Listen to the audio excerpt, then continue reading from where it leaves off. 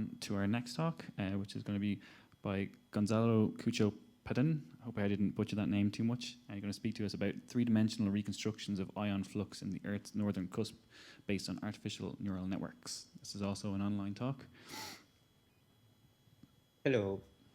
Can I share my screen? Yeah, you go ahead. We're just trying to get set up here. I'll let you know when you can start.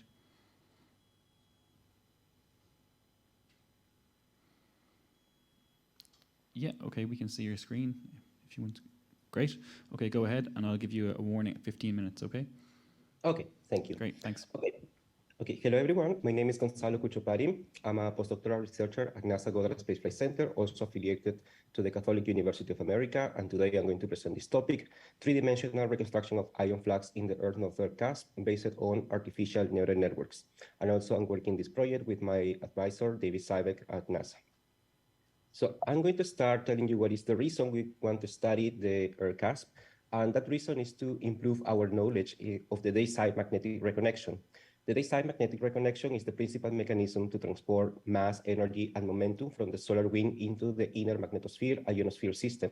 If you are not familiar with these topics, here in this video, I'm showing that interaction that happens between the interplanetary magnetic field that is coming along with solar wind ions, and this interaction in the day side that happens here in the magnetopause with the terrestrial magnetic fields.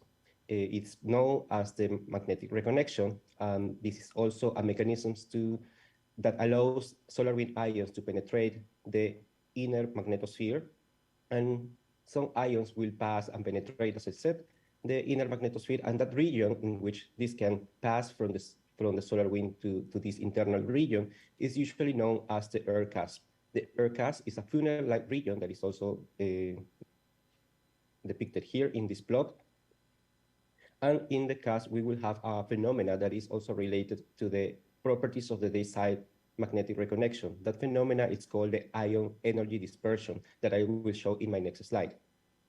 So the Earth cusp is a bigger region that can be analyzed with different sensors. We can have in situ measurements that can come from the particle spectrometers onboard different instruments that I have listed here, but also in the future we will have remote sensing analysis using sub-X-rays, and that will be done by these two missions, Smile and Lexi, in the next 2 years. They will provide more information about the cusp. Now, just to indicate more relationship between the cusp and the magnetic reconnection, I have these two plots in which I'm showing how the magnetic reconnection happens with a southward IMF and an northward IMF. In the case of the southward IMF, the reconnection usually happens at low magnetic latitudes, as you can see here in this X, and then the ions that are coming from the solar wind will travel along these open field lines that are moving from the day side to the night side. Also, the solar wind IMF induces an electric field, in this case is coming out from the screen, this EY, that along with the magnetic field along these field lines creates a drift or convection, an E cross V drift convection that goes from the day side to the night side. So after the reconnection, ions which are high energetic ions will go towards the Earth, and those with high energies will arrive to Earth in the low latitudes, while those with low energy will be affected by convection and will be moved towards the night side. So those will arrive at high latitudes. So if we can see this in a picture, that is represented by this ion flux spectrogram. This is an example that has been taken from cluster, and in this case, cluster has been traveling from low latitudes to high latitudes. And in this plot, I'm showing energy flux that is represented by these colors. And here I'm showing the log 10 of that flux. The y-axis indicates different energetic channels, high energy at the top, low energy at the bottom. And the time here also represents the position of the satellite, low latitudes here, high latitudes here. So, and as I said before, at low latitudes, we're going to have the presence of high energetic ions, while at high latitudes, we will have low energetic ions. Similar analysis can be done in the northward IMF. I'm not going to do it because of the time restrictions, but the type of structure that we will have will be the reverse ion dispersion. And it's this kind of structures that we can observe here in these two plots that will allow us to have information of the day-side magnetic reconnection. They can provide information regarding the position, where they are happening, what is the amount of mass that is transferred from the solar wind to the inner magnetosphere. So being so important, their Cusp, to understand the day-side magnetic reconnection, we plan to generate a fully data-driven model of the Earth Cusp. In this case, we're going to use cluster data, and this model is going to be a regression model to observe the three-dimensional structure of the spatial distribution of proton flux. This model will have as an input solar wind parameters as well as geomagnetic parameters. This model will be based on an artificial neural network, and it will produce proton flux. So in this machine learning literature, usually we have two terms, the target and the output. The output is itself the prediction of the model, and the target is the desired output and is also observed by, in this case, a sensor, which is the cluster emission, and it will be proton flux in a given position in space. So I'm going to talk now about what are the data that we have used for the target vector. As I said, we're going to use cluster data. Cluster is a mission that is comprised of 4 spacecraft. And the instrument that we are going to see, or data that we're going to use from, comes from the cluster ion spectrometer composition distribution function. This is the CISCODIF, and it provides ion flux spectrograms. This CISCODIF instrument is available only in 3 clusters, cluster 1, 3, and 4. The energy range goes from 25 to 35 keV and are divided into 31 energetic channels. And the data that we're going to use for this analysis is just protons and omnidirectional proton flux. So in the future, we plan to use electrons or parallel proton flux. But in this case, we have used only omnidirectional proton flux. And what we have here is just one example of this spectrum acquired by cluster. This spectrogram has been obtained when the cluster was traveling from this position here in the green, starting here in the green square and finishing here in the red square. And what is important to mention here is that one target vector would be one column of this plot, which contains 31 energy beams. However, we are going to use data only in one specific region where we think the Earth Cusp will be located. In this case, that region of interest is a spherical sector in solar magnetic coordinates, and it has this shape that you can observe here. We analyze in the literature what would be the dimensions, and we finally selected these values in the radial dimension. This sector goes from 2 to 12 RE, radii. In the azimuthal dimension, goes from -25 to 25 degrees, and in the elevation, it goes from 25 to 75 degrees. So we assume that the Earth Cusp will be located in this region, depending on this, within this region, but it will change its position depending on the solar wind conditions. Now, in these plots, I'm showing the data that we will use. Each dot here indicates the presence of the satellite of the cluster in this case, that is within this region of interest, and this 3-dimensional point has been projected in this case to the XZ plane, just to observe what is the coverage in this radial dimension.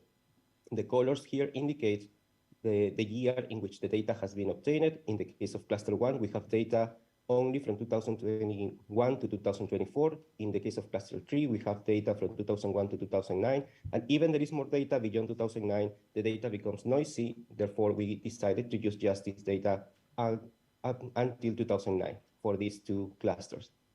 In these plots, I'm showing something similar. In this case, I projected these 3-dimensional points to the XY plane, again, just to observe what is the distribution, in this case, in the azimuthal dimension.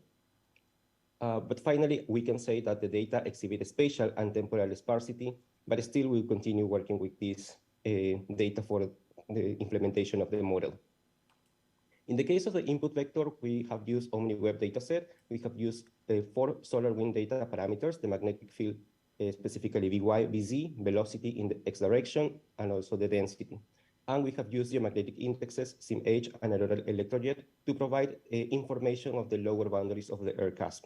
The resolution of this data is 1 minute resolution, and we're using a time history of 30 minutes, which indicates that once the data is acquired by the sensor, in this case the cluster, we will come back in time 30 minutes. So we will have 30 points here for each of these parameters. And well, this plot is showing one example of this data input. Additionally, we know that OmniWeb data has several data gaps. So we have included a threshold of 5 minutes. So if the data gap is greater than 5 minutes, we discard the data input as well as the corresponding target vector. But if this gap is smaller than 5 minutes, shorter than 5 minutes, we just do a linear interpolation. So all these data will have 180 elements. Additionally, we'll include 4 more for location. This is the neural network model of the aircast that we have used here. This is a multi-layer perceptron. It has 2 hidden layers and 1 output layer. It has been developed by using the TensorFlow and Keras libraries in Python, and it has been optimized using Keras Tuner. So this is the optimal version of this network. The numbers here are the number of neurons for each of the layers. And as I said, the inputs are going to be 185. We will have the solar wind parameters as well as the geomagnetic indexes. And we have 4 additional elements. 3 of them indicates the position of the satellite when the target vector was acquired. And also we have the dipole tilt. This angle also provides information of the aircast location. So it should be included in the input vector. Then in this table, I show how many target vectors I obtained from each of the spacecrafts. In total, we have around 400,000 that will be used to train the model, and we have used the typical 75% of this amount of target vectors to train, and the remaining is used for validation and testing. And once we train, we have some results here. So what I'm showing here is the comparison between the output and the target, or the predicted values by the model and the observed values by the sensor. In this case, I have done the analysis for 3 different energy channels, 10.51, 1.2, and 0.14 keV. And you can observe here the distribution of these points. Of course, what we are expecting is that all these points should be closer to this modeled equal observed line, this dotted line. And we can observe that also that most of the points are close to them.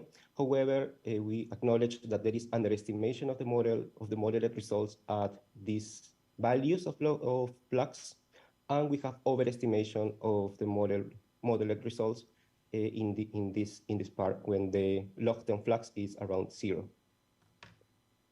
We have done this analysis with the testing data set, and now I'm going to show you some proton flux predictions. In this case, this is a prediction along a cluster path. So the cluster path is indicated in this plot.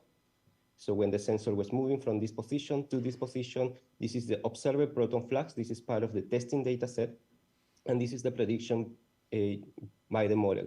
Each column here has been determined independently. So for each column, we have an input vector. We pass through the model, and then we can plot one column here in this spectrogram.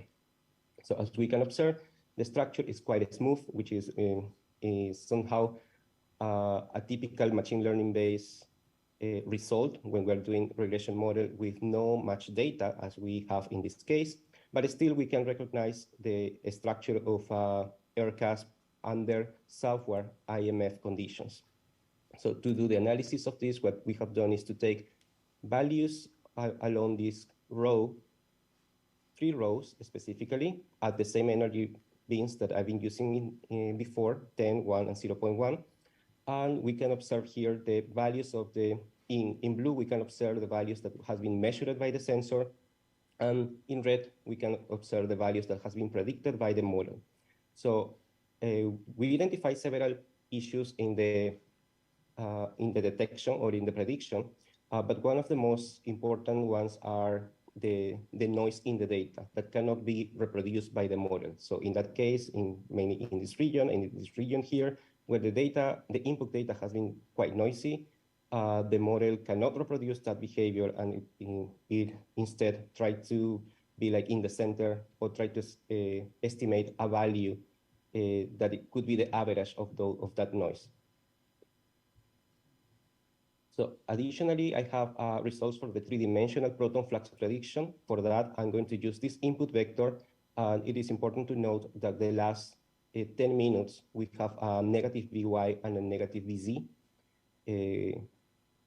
And here I'm going to show the three-dimensional proton flux. Of course, just to facilitate the visualization, I'm going to show you just two slices of this three-dimensional structure. Here I'm showing you the meridional plane, which is this plane in this structure. And again, I'm plotting, in this case, the flux for three energy beams that I showed you before, 10, 1.2, and 0.14. So we can observe here clearly the structure of the air cusp, and these lines, these green lines here, are depicting the position of the population with this energy in this energy channel, and we can observe that there is a significant variation in the position, which also indicates a dispersion pattern. So the higher energies are located at lower latitudes, the lower energies are located at higher latitudes. So that is the typical dispersion pattern as a response to the southward IMF. In this case, I'm showing the transversal plane, which is this. Again, I have calculated the flux using the model, and here we can observe in these green circles the highest population for both energies. In this case, we can observe the response to the Vy. The Vy in this case, as I said before, is negative, so we are expecting the cusp, the higher energies of the cusp moving to the down region, and this is what is happening. Again, the low energies are still in the center or closer to the dusk. So we can observe and we can say, after looking at these two examples, that the model is responding, or it has a good agreement with the theory with respect to the reaction of the air cusp to the Vy and Vc values. Finally, I have this four-dimensional proton flux prediction. In this case, I'm showing the input vectors, density, Vz, Vy, magnetic field, V velocity, Vx, and density. I'm not using this, and this is SIMH and AE. And this plot is showing the spectrogram that has been acquired along this line that you can observe here is a kind of circular or a spherical line with a radius of pi RE. And I will play this just for you to see how the model predicts the structure of the cusp. So at the beginning, and I'm going to stop here for a while. At the beginning, if you can observe, the Vc and the Vy are negative. So we have a southward IMF, and we have a structure that represents that represents the air cusp and the dispersion of the air cusp in southward IMF. But as we move forward, the Vz becomes positive, and with some delay, we can see the structure change significantly. And now it has a structure that is expected for a northward IMF. Of course, in this case, because it's a real case, the values of Vz are changing significantly, and it coming back to zero. But still, the structure of the air cusp shows a reverse dispersion, which is expected for a northward IMF. Okay. Being said that, I'm going to just mention the conclusions here. So we have developed a neural network-based model that can estimate the four-dimensional and three-dimensional structure of the proton flux in the northern air cusp. We have used cluster data for this, only cluster data. And as I said before, we have used only proton flux, omnidirectional flux. And also the reconstruction of ion flux are smooth, which is a typical characteristic of machine learning-based regression models. The results reveals a good agreement with the dispersion theory in response to Vy and Vc.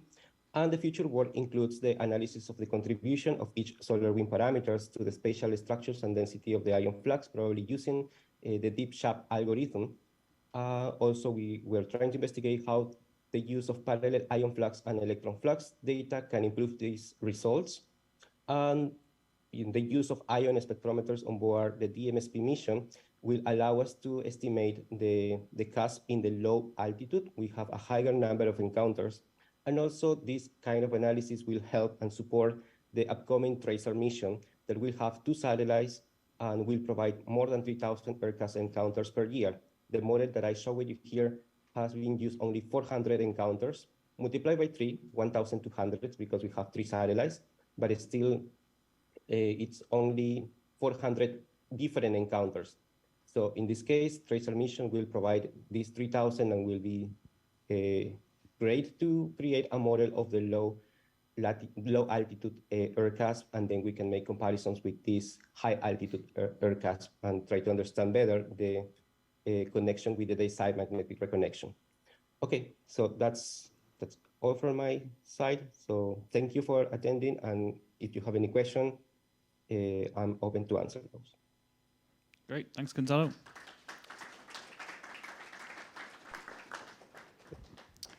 Do we have any questions from the audience here? Yeah, we have one.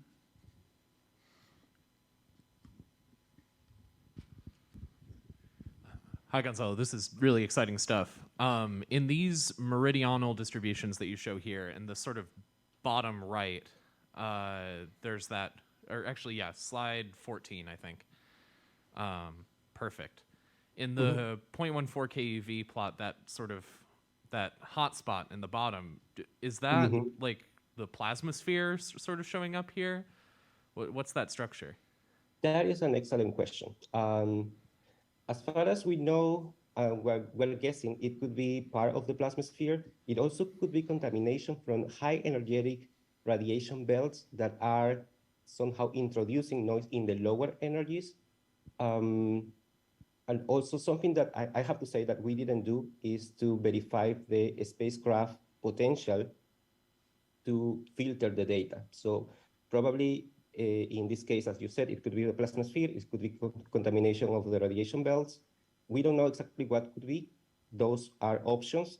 But one way to deal with this kind of noise or contamination should be by looking the spacecraft potential and basically do a filter with that information. Excellent, thank you. Thank you. Great, thanks. Any more questions in the audience? I think I've seen one online. No? No. Yeah, good talk, Gonzalo. I was wondering how feasible would be to change your model to map out electrons, and whether you can use the coming observations in X-rays that you mentioned in the next 2 years to validate those maps, assuming you can make maps in 3D of electrons. Yes, in the model to include electrons would be basically the same, and we should just change all the target vectors with the electron flux.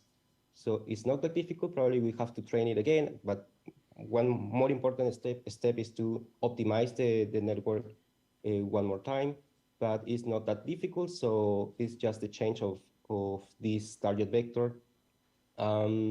Regarding the sub-X-rays, well, the sub-X-rays will see the photons that are generated by solar wind ions colliding with exospheric neutrals. They can be used just to compare a more complex